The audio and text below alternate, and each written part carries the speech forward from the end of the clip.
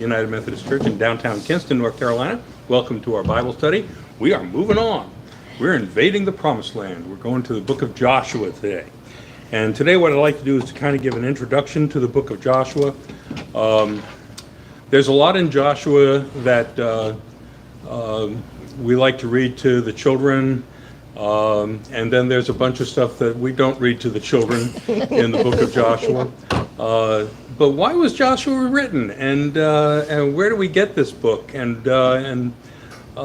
help us to understand a little bit more about how this book is being used historically, because that has a lot to do with the way that stories are told. First of all, let's understand. First of all, this is the first book after the Pentateuch, and the style of writing in Joshua is what we call primarily Deuteronomistic. Easy for me to say, but it's based on the same kinds of principles and writing that you find mostly in the book of Deuteronomy, which, as we've seen as we studied the Pentateuch, the book of Deuteronomy was not one that was written during the exile. It was actually written before the people went into exile. It's a book of law. Deuteronomy has to do with law, and it has to do with how law is practiced and what it means for the society. Deuteronomy is designed to be a founding document, something like our Declaration of Independence, our Constitution, or more like the Articles of Confederation. But basically it provides the basis for society. And it is also the basis for society to rectify itself. So if you find that your society is not doing what it was designed to do initially, then you have to find the founding documents that guide you in bringing the society back to where it was supposed to be in the first place. Okay? Societies that don't have these founding principles are societies that eventually fall apart. People leave the principles. Like, for instance, the book following Joshua is Judges. Judges is a classic example of what happens when society disintegrates, when people forget what the law was about. The vulnerabilities, the tensions, and all of that arise that are uncontrolled, and it's one of the reasons why, because of the chaos that was going on, the intertribal chaos and the chaos involving surrounding populations, that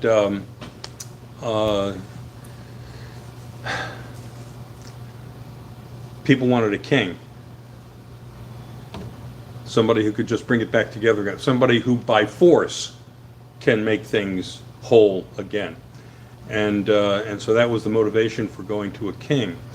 And one of the key features in any Deuteronomistic writing, I'm still having a problem with that, is to endorse the monarchy.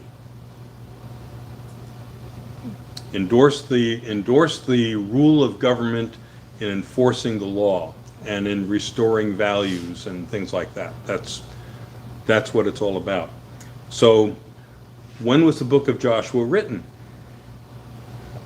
Well, the book of Joshua was written primarily, under the reign of David. And you're looking at people sitting down to write a history 500 years after the fact.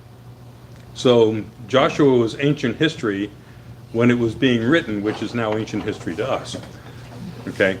But if you get 500 years away from an event, you have an awful lot of latitude in the way you write history. Okay? And people write, why would David want to write a history of Joshua? What would be the value for David? What was David trying to do? What was his primary goal? What was he trying to do as king?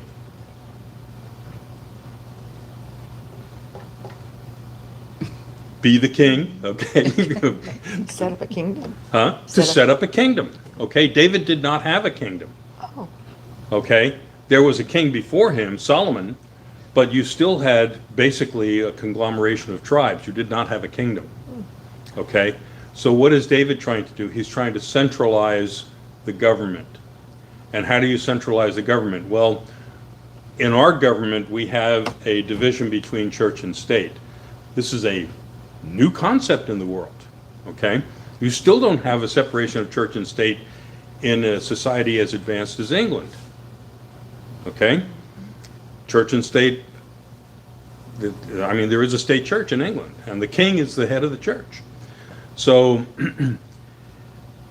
in ancient times, we look at religion and government from, basically two different perspectives. They are divided.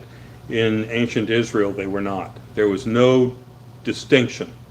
Okay, temple worship was government worship. Okay,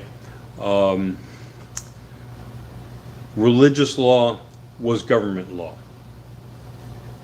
If you go to Islamic countries today, Sharia law is government law. If you go to Saudi Arabia, when I was in Saudi Arabia, there were no speed limits. Why? Because there are no speed limits in the Quran. Camels only go so fast. So,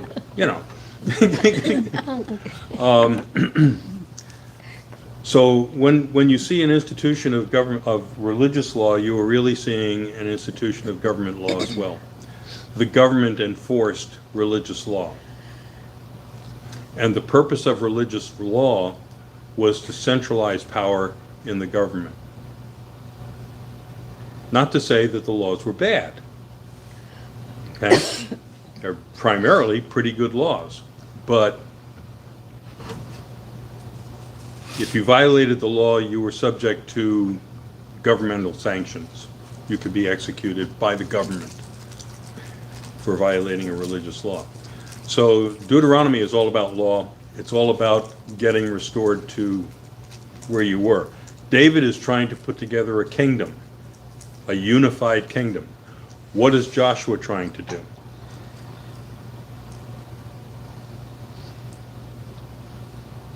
Well, you've read Joshua. What is he trying to do? Is it just knock down Jericho? What's he trying to do?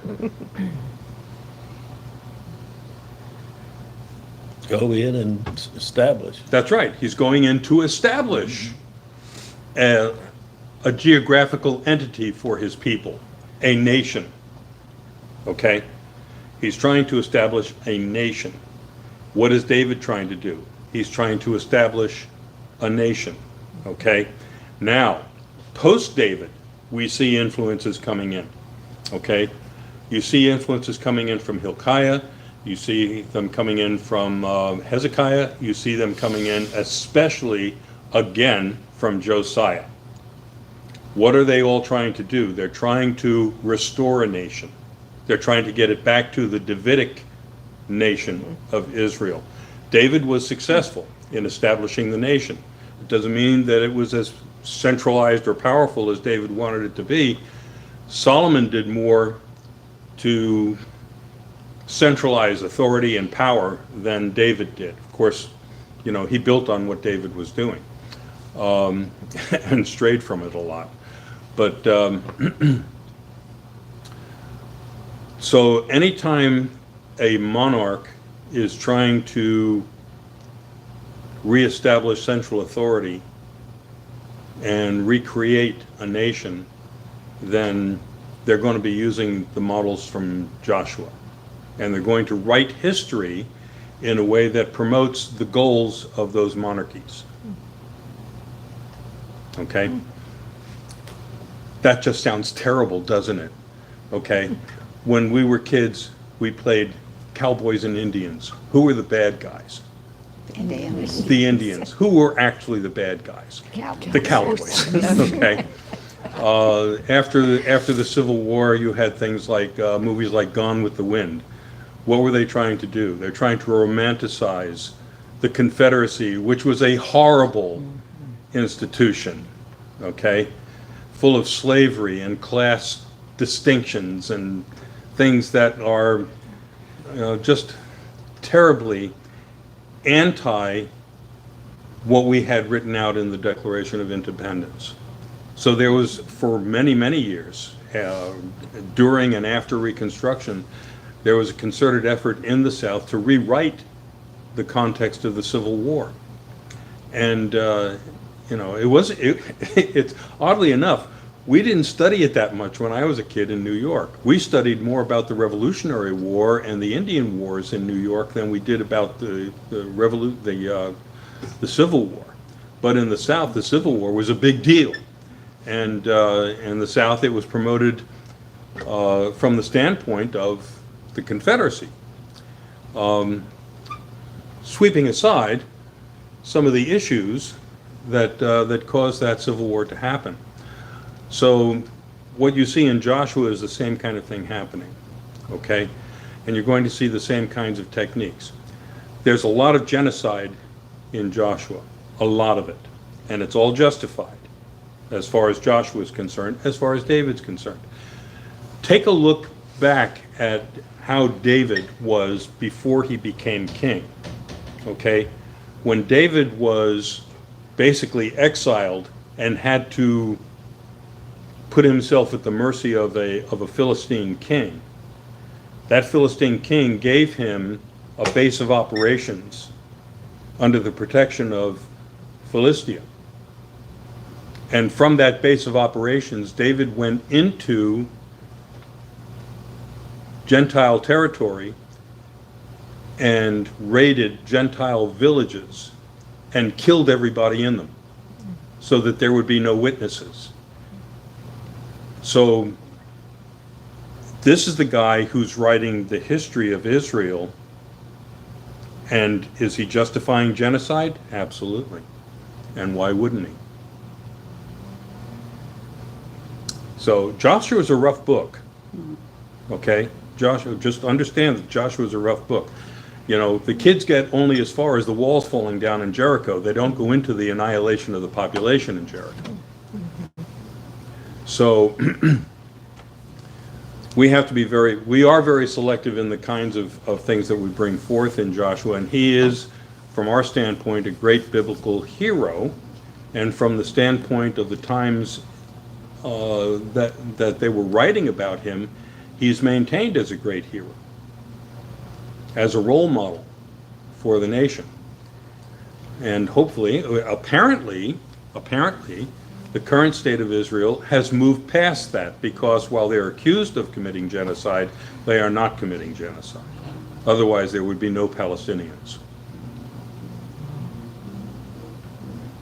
So they are doing things, I mean, you wouldn't see aid convoys going into Gaza if they were interested in genocide. Okay? They'd be like the Nazis and just starve everybody out. So they don't commit genocide today, but their history contains genocide and justifications for genocide. So bearing that in mind, this is where we're coming to from the standpoint of Joshua, and understand this is a Davidic book. Why are these books taking so long to get written?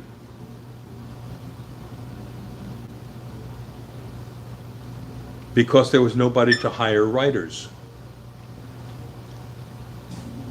Okay? Once you have a monarchy, then you have a bureaucracy. What do you get in a bureaucracy? Clerks. Okay? Bureaucrats. And what do bureaucrats do? They write on behalf of the monarchy.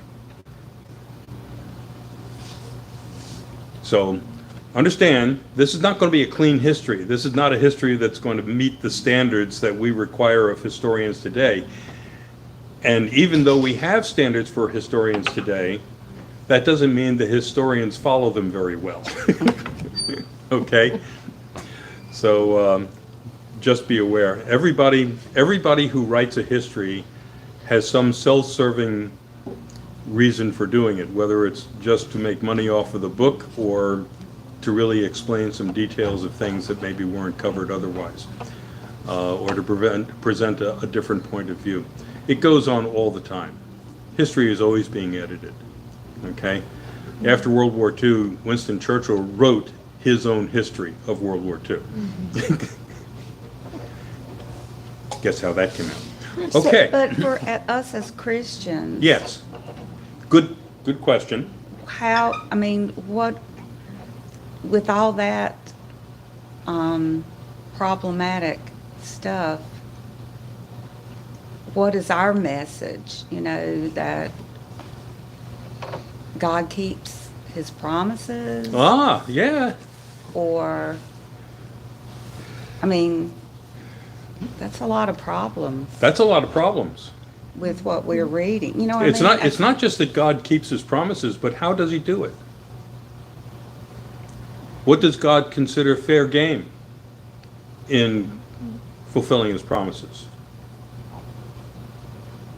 It's like recently watching a Netflix about Vietnam, and Yeah, a documentary, and also the Osama bin Laden. It was said we chose to leave out. This is what you're talking about. right. How many people we had killed Yeah. in this mission. Mm-hmm. Yeah. Civilians. What do we consider acceptable collateral damage? Okay. In World War II, collateral damage was hardly a consideration. I mean, you know, we celebrate D-Day and the French appreciate that we liberated them, but we killed an awful lot of French people in the process. Right. You know, we liberated cities by destroying them. You know? It's just what has to happen. Yeah. I guess. And I saw, you know, I've been seeing also, they're going back now again and revisiting the use of the atomic weapons in World War II, and what was the justification for them, and how is that affecting, you know, what were the ideas behind the use of the atomic weapons in World War II, and were they cost effective or not? Okay, but when we're talking cost effective, we're talking about the annihilation of mass quantities of people who were not directly engaged in the military. And what we see going on now in Ukraine, you know, the Russians are attacking civilian populations. They're not using their weapons on frontline troops, which I think is really stupid, because even what they're doing, the targeting that they're doing, isn't targeting key infrastructure or support systems for the war. They're targeting hospitals and schools and, you know, apartment complexes and things. You know, that it's ridiculous. It's ridiculous. If you have the capacity to actually pinpoint what you want to hit, why would you attack a general population? That's just stupid. Demoralize them. It's but the history of it is that it doesn't work.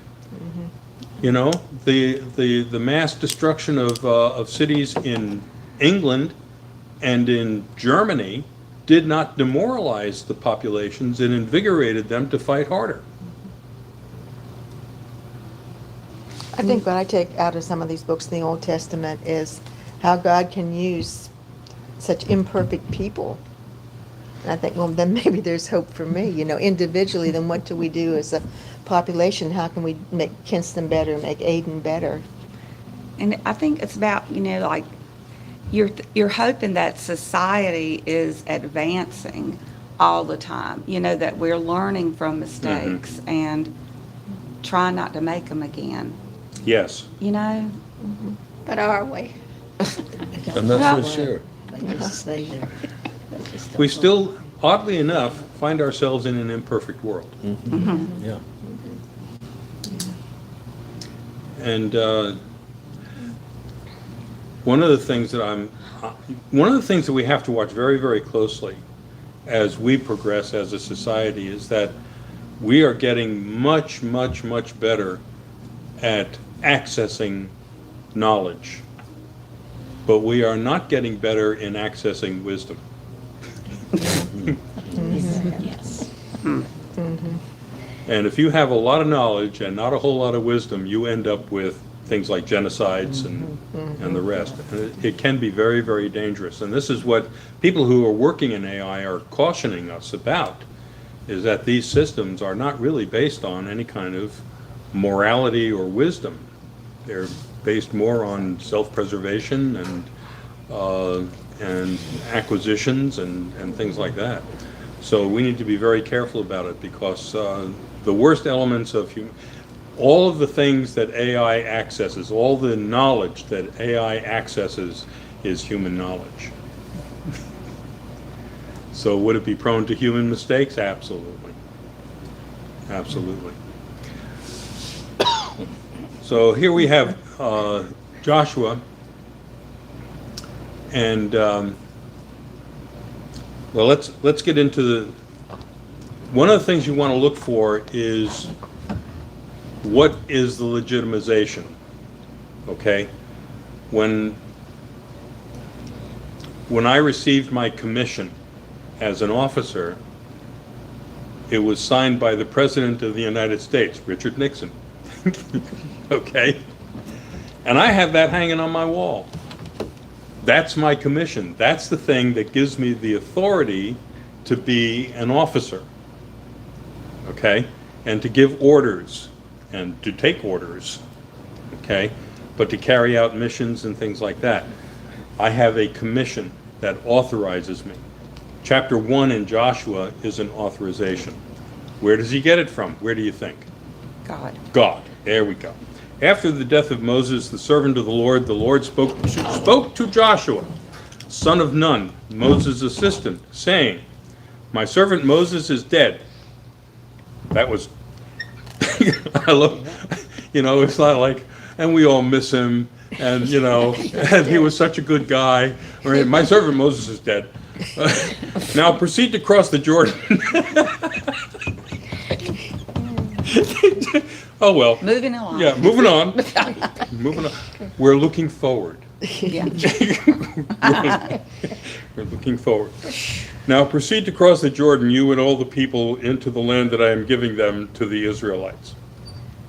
Every place that the sole of your foot will tread, I have given to you, as I promised to Moses, from the wilderness and the Lebanon, as far as the great river, the river Euphrates, all the land of the Hittites, to the great sea in the west shall be your territory.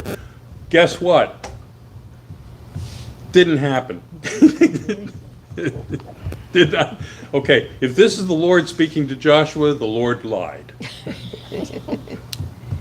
Okay? Because they did not get the Lebanon. And they did not get all the territory of the Hittites, which went way into Turkey. And they didn't get to the great river Euphrates, which is way into Iraq. Believe me, I have gone way into Iraq, and I still didn't get to the river Euphrates. All right? So, this is a promise that is not going to be fulfilled. They will never have this territory. Okay? They'll bomb it, but they haven't got it. Okay. No one shall be able to stand against you all the days of your life. As I was with Moses, so I will be with you. I will not fail you or forsake you.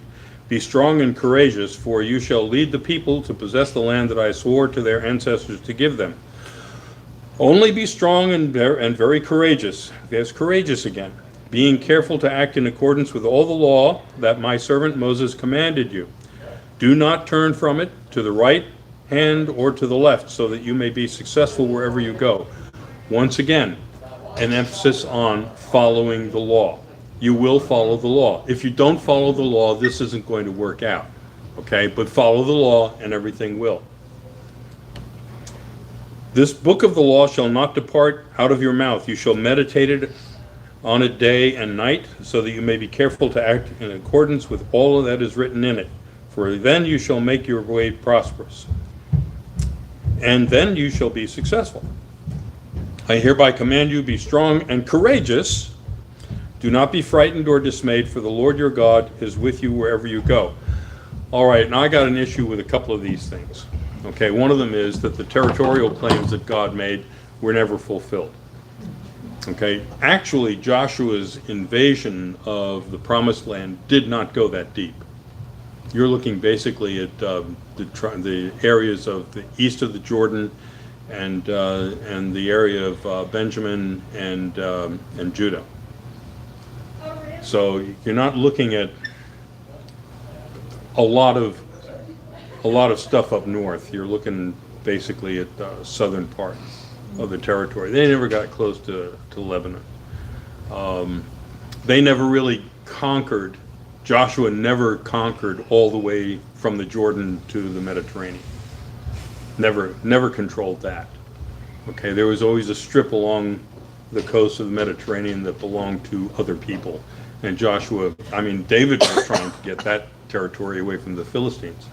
So there's a lot of territory that was not conquered that was promised in this. Another thing is he keeps telling him over and over again, be courageous, okay?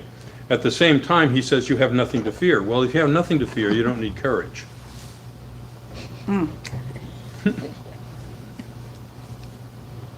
That's true. So, he's promising him a cakewalk, and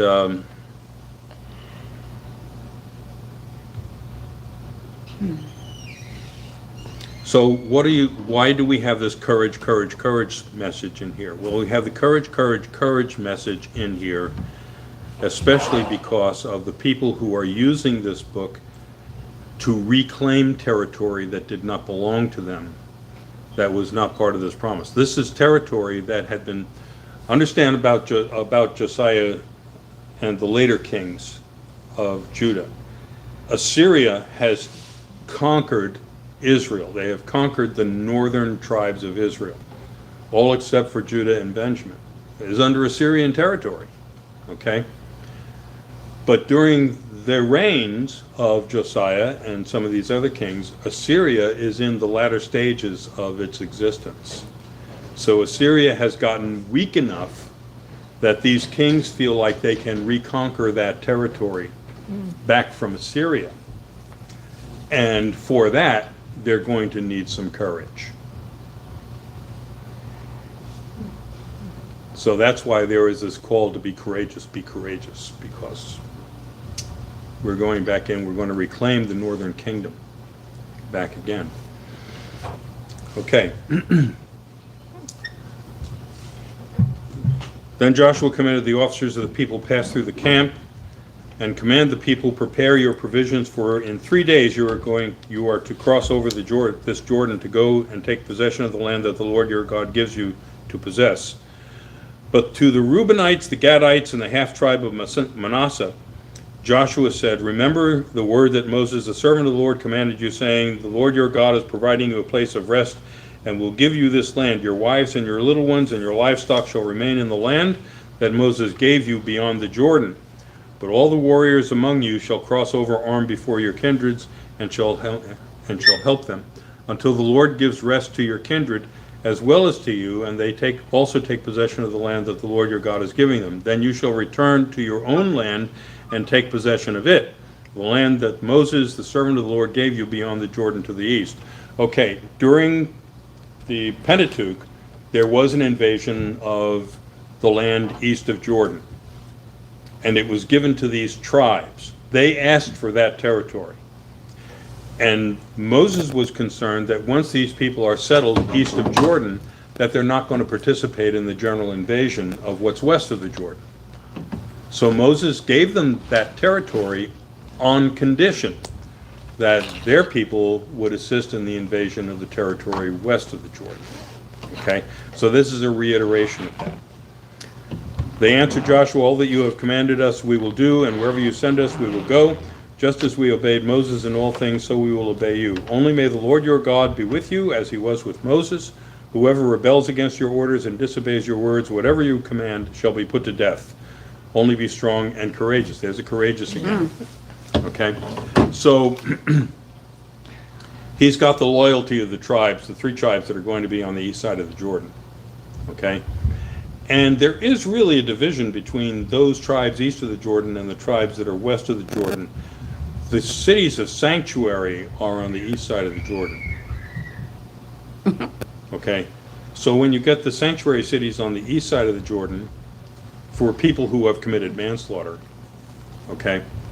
Or involuntary manslaughter or whatever, accidental deaths, whatever, that they could be liable to get killed, they can escape to the east side of the Jordan and find refuge until their trial.